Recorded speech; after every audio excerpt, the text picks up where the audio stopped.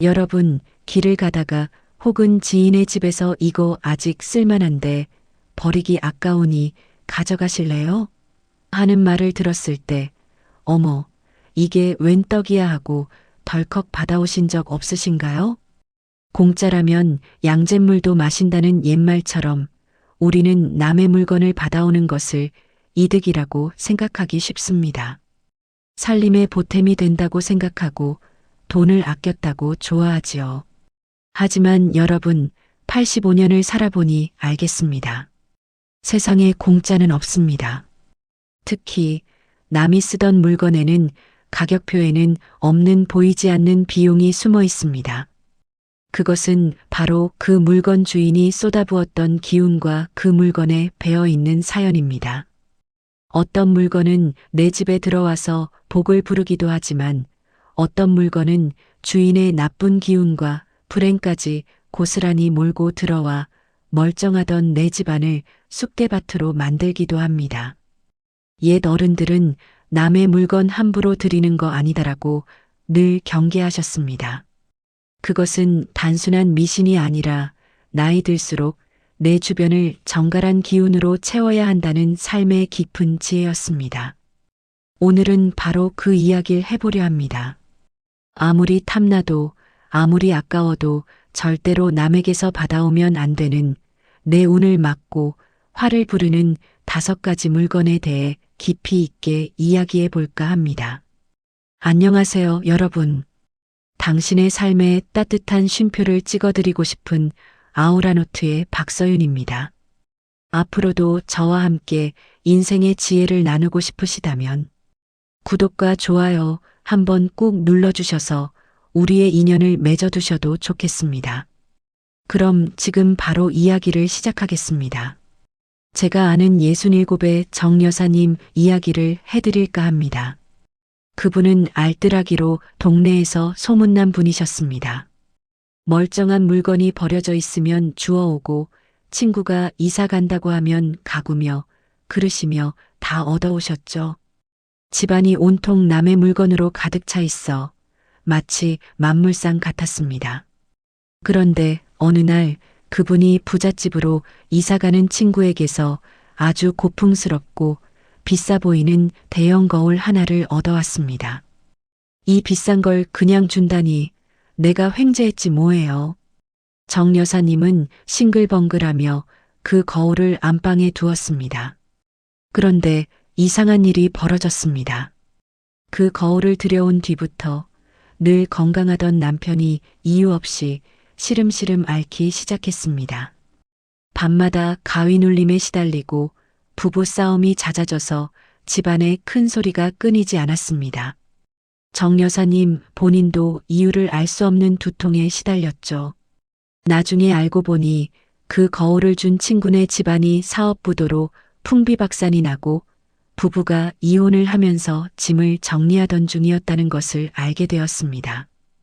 그 거울은 그 집안의 불행과 다툼, 눈물을 수년간 지켜보았던 물건이었던 겁니다.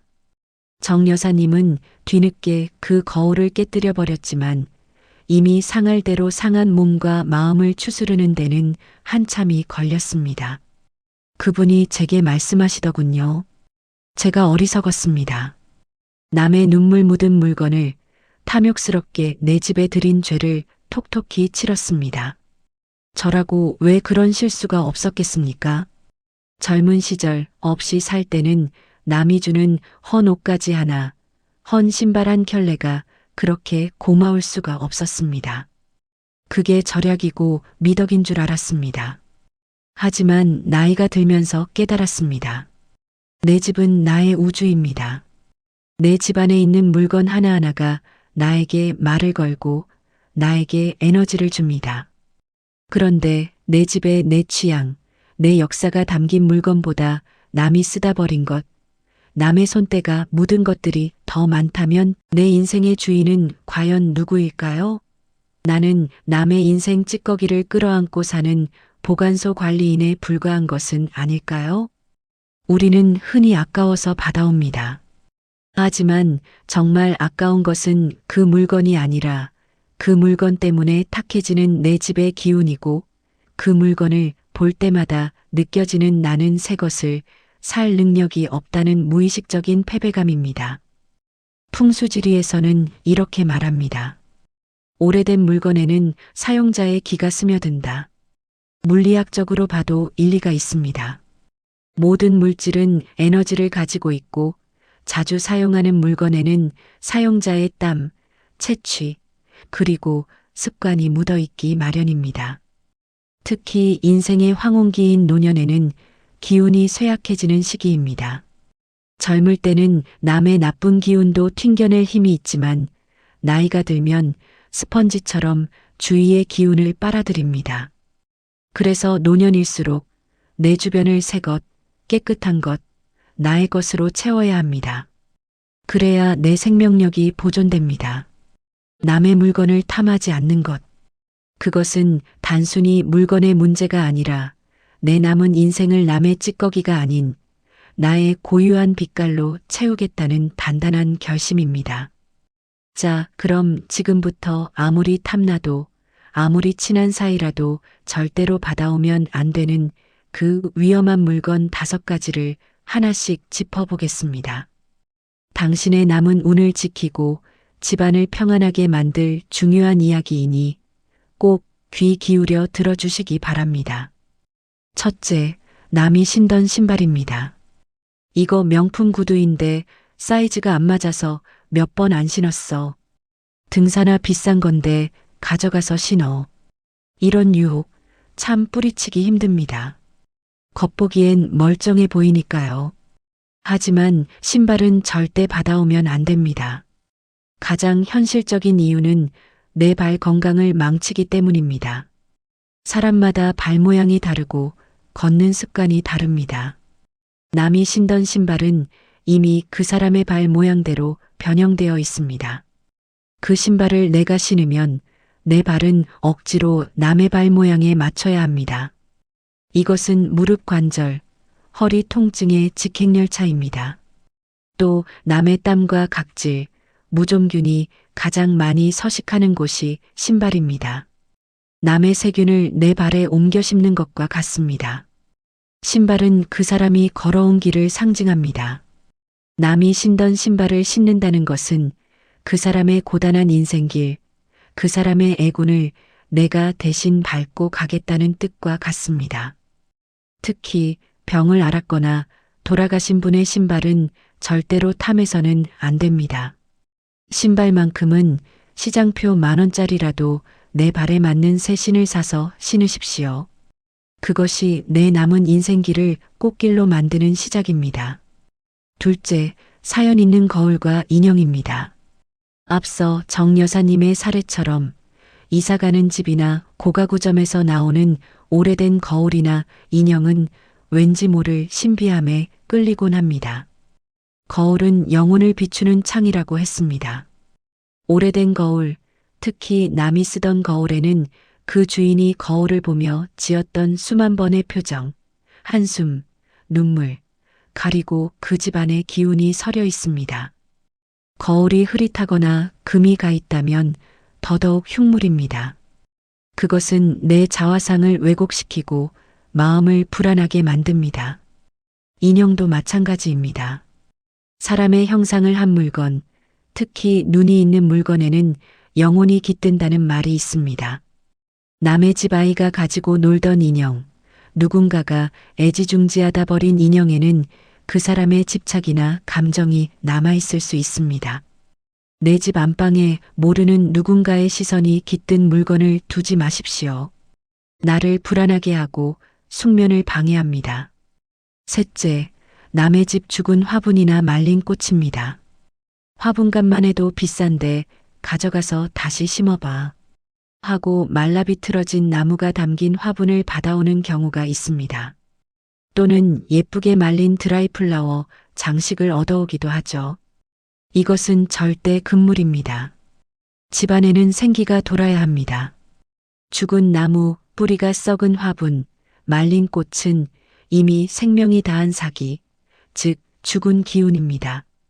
살아있는 사람의 공간에 죽은 기운을 들이는 것은 집안의 활력을 떨어뜨리고 하는 일을 막히게 하며 노년의 건강에 치명적인 영향을 줍니다. 화분은 비싸더라도 싱싱하게 살아있는 것을 사서 정성껏 키우십시오. 이미 남의 손에서 죽어나간 식물은 그 집안의 기운이 쇠했다는 증거일 수 있습니다. 그 쇠한 기운을 굳이 내 집으로 옮겨올 필요는 없습니다. 넷째, 남이 쓰던 이불과 베개입니다. 가끔 비단 이불이나 고급 침구류가 나오면 아까워하는 분들이 계십니다. 한번 빨아서 쓰면 되지. 이불과 베개는 사람이 하루 중 가장 무방비 상태로 가장 오랜 시간 살을 맞대고 있는 물건입니다. 자는 동안 흘린 땀, 노폐물, 각질이 가장 많이 배어 있습니다. 위생적으로도 좋지 않지만 정서적으로도 좋지 않습니다. 잠자리는 하루의 피로를 풀고 새 기운을 얻는 곳입니다. 그 신성한 곳에 타인의 병마나 고통, 마지막 기운이 스며든 물건을 까는 것은 나를 짓누르는 행위입니다. 잠자리가 뒤숭숭하고 꿈자리가 사나워질 수 있습니다. 내 잠자리만큼은 가장 깨끗하고 뽀송뽀송한 나만의 것이어야 합니다. 다섯째, 출처를 알 수 없는 부적이나 종교적 물건입니다. 이사간 집 장롱 위나 문틈에서 이전 주인이 붙여놓은 부적을 발견하거나 남이 쓰던 염주, 십자가장, 종교 서적 등을 복받겠지 하고 무심코 두거나 받아오는 경우가 있습니다. 이것은 정말 위험할 수 있습니다. 부적이나 종교적 물건은 그 주인의 간절한 염원이나 혹은 그 집안의 애군을 막기 위한 목적으로 존재합니다. 남의 애군을 막던 방패를 내가 가져오는 것은 그 애군까지 내가 떠안는 격이 될 수 있습니다. 그 물건에 어떤 기도가 담겨 있는지, 어떤 한이 서려 있는지 우리는 모릅니다. 내 마음이 편안해지는 종교 물건은 내가 직접 성스러운 곳에서 구하거나 새 것으로 장만하십시오. 출처 모르는 영적인 물건은 내 정신을 혼란스럽게 하고 집안의 기운을 뒤흔들 수 있습니다. 여러분, 오늘 제가 말씀드린 5가지 물건을 다시 한번 되새겨 볼까요? 첫째, 남의 인생 무게가 실린 신발. 둘째, 타인의 기운을 비추는 거울과 인형. 셋째, 죽은 기운인 죽은 화분과 말린 꽃. 넷째, 병마와 땀이 밴 이불과 베개. 다섯째, 알 수 없는 염원이 담긴 부적과 종교 물건. 이 물건들을 거절하는 것은 까다로운 것이 아닙니다. 내 집과 내 인생을 정갈하게 지키겠다는 단호함입니다. 비워야 채워집니다. 남의 헛 물건으로 내 집을 채우면 새롭고 좋은 복이 들어올 자리가 없습니다. 조금 부족하더라도 내 돈으로 산 깨끗한 물건, 내 취향이 담긴 소박한 물건으로 당신의 공간을 채우십시오. 85세가 되어 보니 알겠습니다. 가장 좋은 물건은 비싼 물건이 아니라 나와 결이 맞는 물건, 나의 역사가 시작되는 새 물건입니다. 지금부터라도 늦지 않았습니다. 집안을 둘러보십시오. 혹시 찜찜하지만 아까워서 버리지 못한 남의 물건이 있다면 오늘 과감하게 비워내십시오. 그 빈자리에 당신의 맑고 깨끗한 복이 가득 차오를 것입니다. 이제 마지막으로 당신에게 질문을 하나 드리고 싶습니다. 당신의 집안에서 오늘 당장 비워내고 싶은 남의 흔적은 무엇인가요? 그리고 그 빈자리에 어떤 새로운 나의 기운을 채우고 싶으신가요? 여러분의 소중한 다짐을 댓글로 나눠주세요. 그 이야기가 서로에게 큰 용기와 지혜가 될 것입니다. 오늘 제 이야기가 당신의 마음에 작은 울림을 주었다면 구독과 좋아요로 저와 인연을 맺어두세요. 오늘도 귀한 시간 함께 해주셔서 진심으로 감사합니다. 당신의 집과 마음에 오직 당신만의 맑고 향기로운 기운이 가득하기를 진심으로 바랍니다.